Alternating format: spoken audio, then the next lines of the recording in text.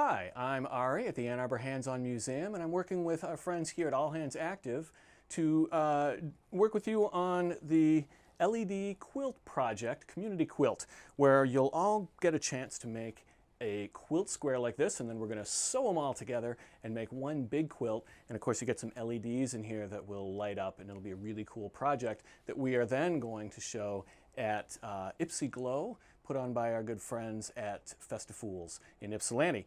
It may also, just so you're aware, it may also travel around to some other places where it'll get exhibited. It may get exhibited here at the Hands-On Museum. We're still working out plans on exactly what we might be able to do with it. But for today, in this video, what I'm going to do is go over some tips for success, a few things that you want to try and do, and a few things you want to try and avoid. So let's start with some things that you can do. You can sew anything that we gave you in your kit, of course, you can sew onto your square.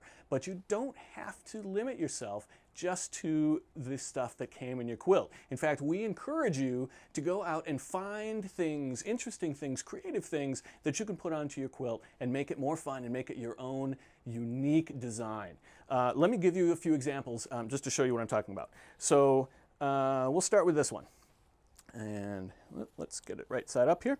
So this one has a piece of fabric sewn on that the woman who made this, she just happened to have this fabric. And it's got a skeleton hand. Her idea here was that it was a hand holding on to some balloons. And for the balloons, she used buttons that she also just had at home. And she's kind of a sewer, so she had this decorative thread that she used for the strings of the balloons. You can't see them, but the LEDs are actually behind these balloons so that when you connect it up to power, they shine through the holes of the buttons. It's really pretty neat. But the idea here is that she found a piece of fabric just that she had lying around and some buttons that she had lying around, and she made them into a quilt.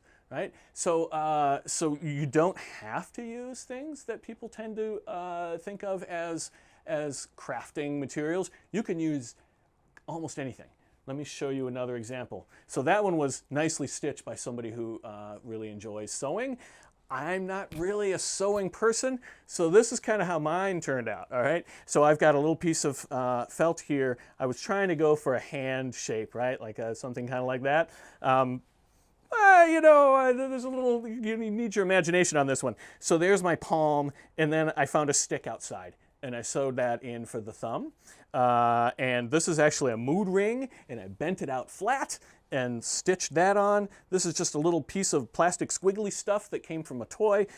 These are zip ties that I just kind of zipped together, and a piece of a pencil. You can find whatever you have around the house or in your yard or that your friend might have. It doesn't matter. Sew it in and make this fabric creation your own.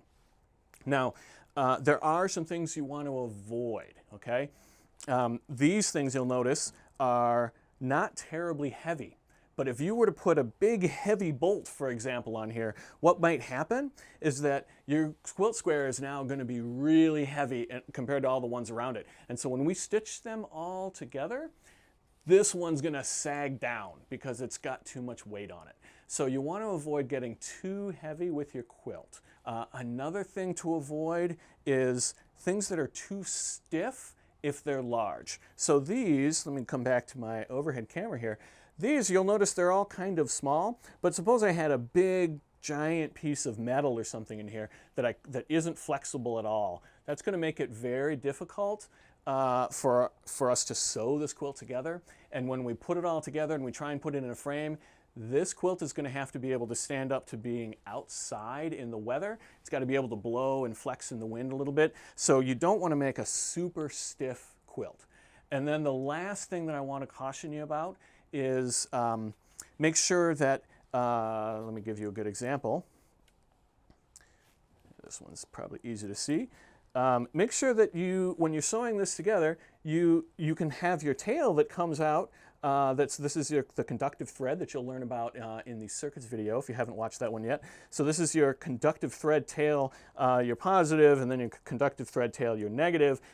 We are going to have to stitch along the edge of these to get all of our quilt squares attached together. And so that means if you put something up too close to the edge, we won't be able to sew through it. The only thing that should be around the perimeter of your square is that conductive tail at top and bottom. So you want to try and avoid getting things too close to the edge, because if you do, we won't be able to put them in.